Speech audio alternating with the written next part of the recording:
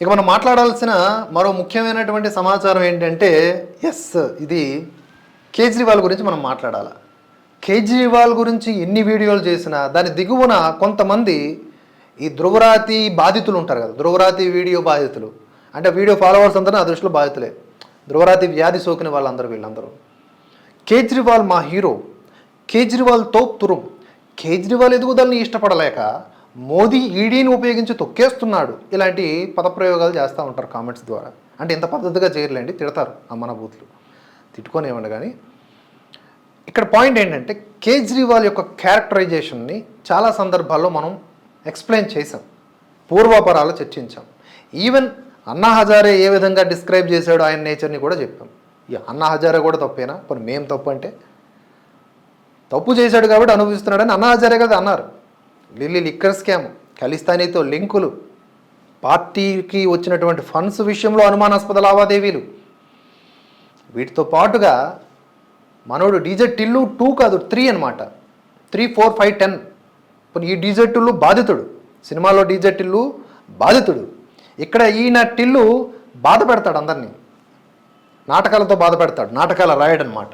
చూడండి ఇక్కడ మీరు ఈ వార్తను ఫాలో అయ్యే ఉంటారు.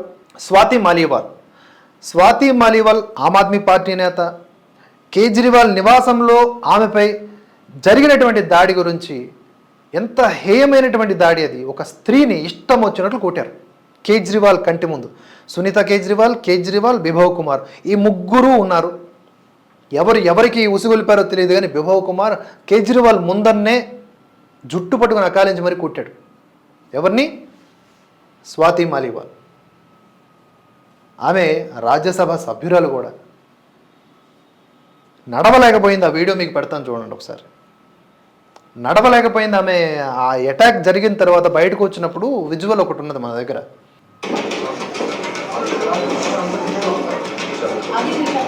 ఆ తల్లి నడవలేకపోతుంది చూడండి కావాలంటే, ఎంత గట్టి కుట్టాడు.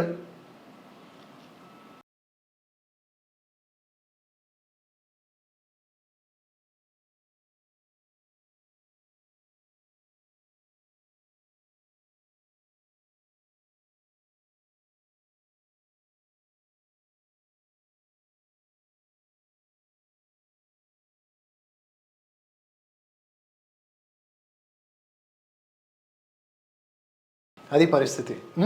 ఇప్పుడు ఆమె కనికరం లేకుండా ఛాతీ, కడుపు, సున్నిత భాగాలపై తన్నారు. బిభవ్ కుమార్ దాడిపై ఎఫ్ఐఆర్లో స్వాతి మాలీవాల్ 30 హజారీ కోర్టులో వాంగ్మూలం నమోదు. ఇలా ఉంది కదా, ఇక్కడ చూడండి. మాలీవాల్పై దాడి కేసు భాజపా కుట్రంట. ఆమ్ ఆద్మీ పార్టీ నాయకులకి సిగ్గు శరమంటూ ఏమీ ఉండదు.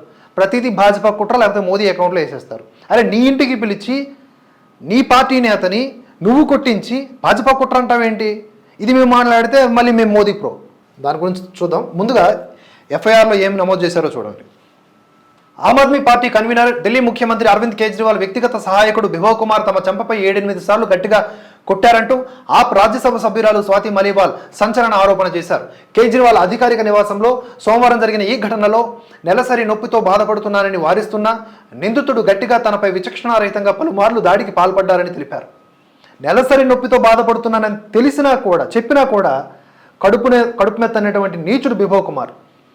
అలాగే చూస్తున్నవాడు కేజ్రీవాల్ సమక్షంలో జరిగిన దాడిది కాదని ఎవడైనా అనగలడా?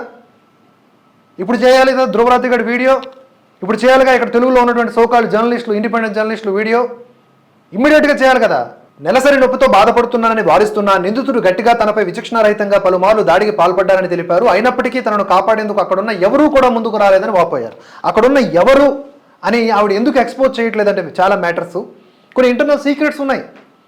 మనోడు టిల్లు కదా, టిల్లు కాదు, ఈయనకి టిల్లు పేరు పెట్టవు. టిల్లు కొంచెం పాజిటివ్గా ఉంటాడు సినిమాలో, ఇంకేదైనా పేరు పెట్టాలా మీరు కామెంట్ చేసి చెప్పండి. సో అక్కడ ఉన్న వాళ్ళు ఎవరు కూడా ఆపలేదు అంటే ఎంత ప్రీ ప్లాన్డ్ కానీ చంపేయాలని చూసారా ఏంది ఈవిడ్ని? ఈ మేరకు ఆమె ఆరోపించినట్లుగా గురువారం నమోదు చేసిన ఎఫ్ఐఆర్లో పేర్కొన్నారు. అందులోని వివరాల ప్రకారం, నా జీవితంలో నేను ఎదుర్కొన్న అత్యంత కష్టకాలం, నొప్పి, గాయము, వేధింపులు నా మనసును బాధించాయి. దాడితో నాకు నడవటం కష్టంగా ఉంది. ఈ ఘటనతో నేను తీవ్రంగా కలత చెందాను. కేజ్రీవాల్ను కలిసేందుకు సోమవారం ఉదయం 9 గంటలకు ఆయన నివాసానికి చేరుకున్నాను. డ్రాయింగ్ రూమ్లో నేను ఎదురు చూస్తూ ఉంటే కుమార్ దూసుకొచ్చి అకారణంగా నాపై అరిచి నన్ను దుర్భాషలాడారు. నా చెంపపై 7-8 సార్లు గట్టిగా కొట్టారు. దీంతో దిగ్భ్రాంతిలోనే సహాయం కోసం పలుమార్లు అరిచాను. నన్ను రక్షించుకునేందుకు ఆయన్ను కాళ్ళతో తోసేశాను. ఆ సమయంలో ఆయన నాపై పడ్డారు. కర్కశంగా లాగారు. కావాలనే నా చొక్కా పట్టుకొని గుంజారు. దాని గుండీలు ఊడిపోయి పైకి వచ్చేసింది. నేను మధ్యలో ఉన్న టేబుల్ని ఢీకొట్టి కింద పడిపోయాను. కుమార్ తన కాళ్లతో నా ఛాతీ, పొట్ట, సున్నితమైనటువంటి అవయవాలపై కనికరం లేకుండా కొట్టారు. తీవ్రమైన నొప్పితో కొట్టొద్దంటూ వేడుకున్నా.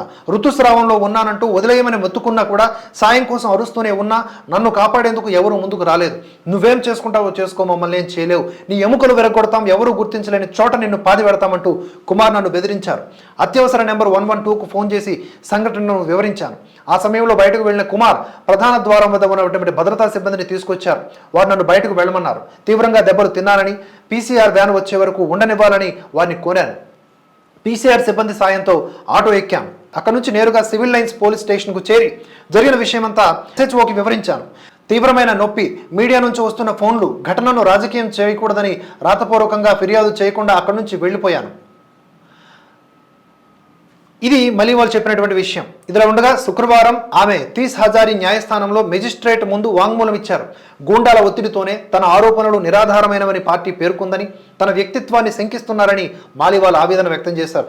దాడి చేసేయడం కాకుండా దాడి చేసిన తర్వాత బాధితురాలు ఫిర్యాదు ఇస్తే ఆమె క్యారెక్టర్ని అసాసినేట్ చేస్తున్నారు. ఇప్పుడు దాడి ఆరోపణల నేపథ్యంలో ఆప్ ఎంపీకి శుక్రవారం వైద్య పరీక్షలు నిర్వహించారు. ఆ ముఖంపై అంతర్గత గాయాలైనట్లుగా ఈ పరీక్షలో తేలిందని వైద్య వర్గాలు కూడా వెల్లడించాయి. ఈ బిభవ్ కుమార్ అనే పోషిడీగాడు ఎంత గట్టిగా కొట్టాడో చూడండి. ఎవడు ఆదేశిస్తే కొట్టాడు?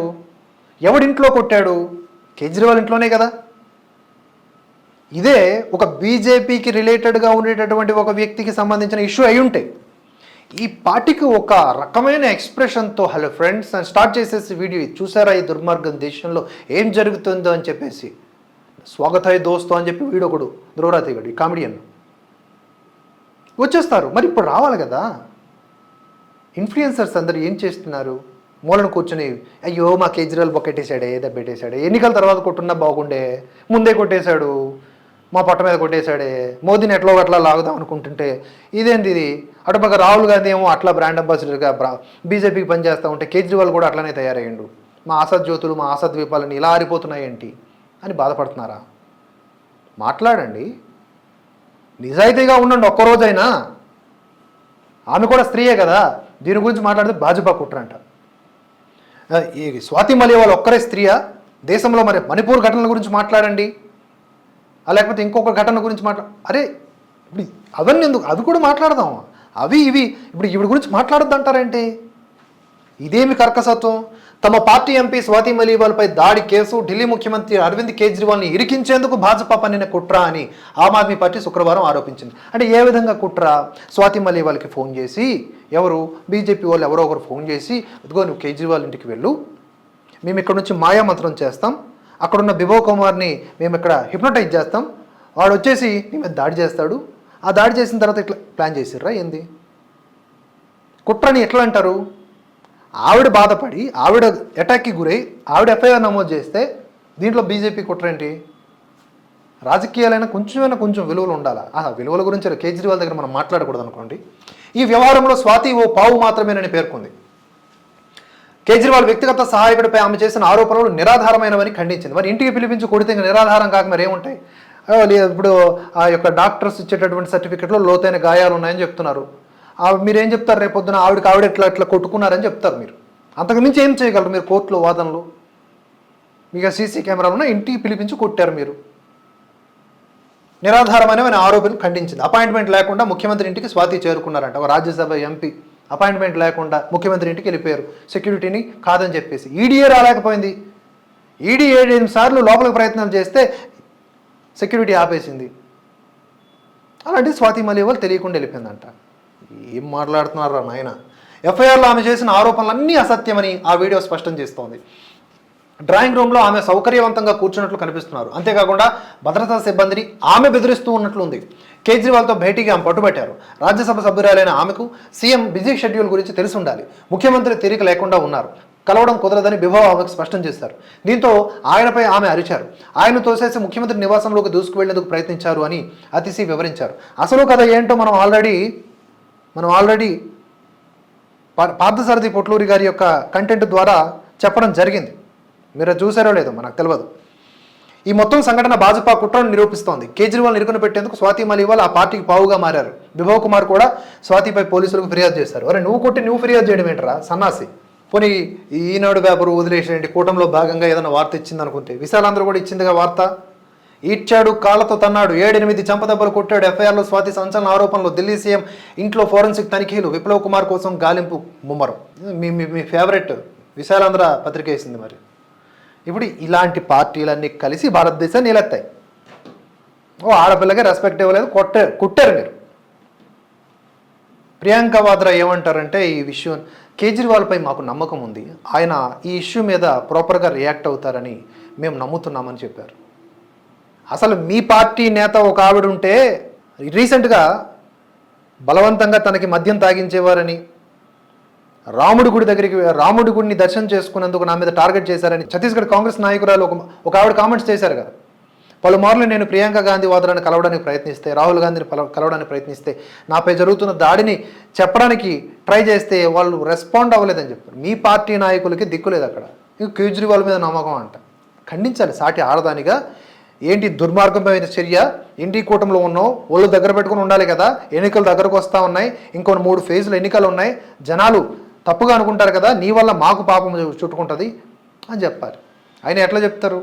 ఇదే ఆమ్ ఆద్మీ పార్టీ నేత అయినటువంటి కేజ్రీవాల్ మీద స్టార్టింగ్ నుంచి, అంటే కూటమిలో లేకుండా ముందు నుంచి ఏం చేశారు? వాడిని లోపల వేయట్లేదు, ఈడీ లిక్కర్ కేసులో లోపల వేయట్లేదు, బీజేపీ ఆమ్ ఆద్మీ పార్టీ కుమ్మక్క అయిపోయాయని చెప్పి కాంగ్రెస్ పార్టీ లేవనెత్తింది విపరీతంగా ఆ అంశాన్ని. ఇప్పుడు అరెస్ట్ అయిన తర్వాత అక్రమ అరెస్ట్ అంట. ఇన్ని రకాల హిపోక్రసీలు. అంటే ఇప్పుడు డిజిటల్ సామాజిక మాధ్యమాలన్నీ కూడా బాగా ఉన్నాయి కాబట్టి జనాలు నిజాలు గ్రహిస్తున్నారు. కానీ ఇవేవి లేకపోతే వీళ్ళు చెప్పే సొల్లంతా కూడా నిజమని నమ్మాల్సి వచ్చేది మనం. ఇది కేజ్రీవాల్ తాలూకా నిజ స్వరూప స్వభావం. ఇంకా చాలా ఉన్నాయి. ఖలిస్తానీ లింకులు. ఎన్ఐఏ ఇప్పుడు రంగంలోకి దిగుతుంది. జూన్ 4 తర్వాత మస్తుంటుంది కేజ్రీవాల్ కథ. ఇప్పుడు ఏదో ఒక చిన్న సస్పీషియస్ యాక్టివిటీ అయితే నడిచింది సుప్రీంకోర్టులో, అందువలనే కేజ్రీవాల్ బయటకు వచ్చిండు. అమిత్ షా కూడా దానికోసం ఒక వ్యాఖ్య చేశాడు. అసాధారణంగా ఉంది కేజ్రీవాల్కి వచ్చిన బెయిల్ను చూస్తుంటే అని. సుప్రీంకోర్టు కూడా దాని మీద రియాక్ట్ అయింది. మా యొక్క తీర్పు మీద సద్విమర్శలు చేయటాన్ని మేము స్వాగతిస్తున్నాము, కానీ మేము కండిషన్స్కి లోబడి ఇచ్చాము అని చెప్పి ఈడీలో ఉన్నటువంటి కొన్ని సవరణలు లేకపోతే చట్టాలు లిటిగేషన్స్ను సుప్రీంకోర్టు వెల్లడించడం జరిగింది. కానీ ఇక్కడ ఎక్కడో ఒక చోట డౌట్ కొడతా ఉంది. జూన్ 2న సరెండర్ అవ్వాల్సిందే కేజ్రీవాల్. ఈ శ్రీనాథ్ ఇప్పుడు స్వాతి మాలీవాల్ కనుక ఓపెన్ అప్ అయిపోయి ఉన్న విషయాలన్నీ వెల్లడిస్తే భయంకరమైన సత్యాలు వస్తాయి. సునీత కేజ్రీవాల్, స్వాతి మాలీవాల్ మధ్యలో కేజ్రీవాల్ ఏదో ఉన్నది, కథ ఏదో ఉన్నది. ఇప్పుడు బంధం అయితే కాదు, ఇది ఎప్పటి నుంచో ఉన్న బంధం. బ్యాండ్ బాజా షురు అవుతుంది ఈయనకి. మళ్ళీ ఎంత అసలు ఏమన్నా యాక్టింగ్గా వేరే లెవెల్ పెర్ఫార్మెన్స్ ఇస్తాడు బయటకు వచ్చిన తర్వాత. నేను జైలుకు వెళ్ళకూడదంటే ఆమ్ ఆద్మీ పార్టీకి ఓటు వేయండి అని అడుక్కుంటా ఉన్నాడు రోడ్ల మీద. ఢిల్లీలో ప్రజలు ఓట్లు వేసేది ఢిల్లీ ప్రజల అభివృద్ధి కోసమా? ఈయన జైలుకు వెళ్ళకపోవడం అది మ్యాటరా? ఎంత దుర్మార్గం అసలు.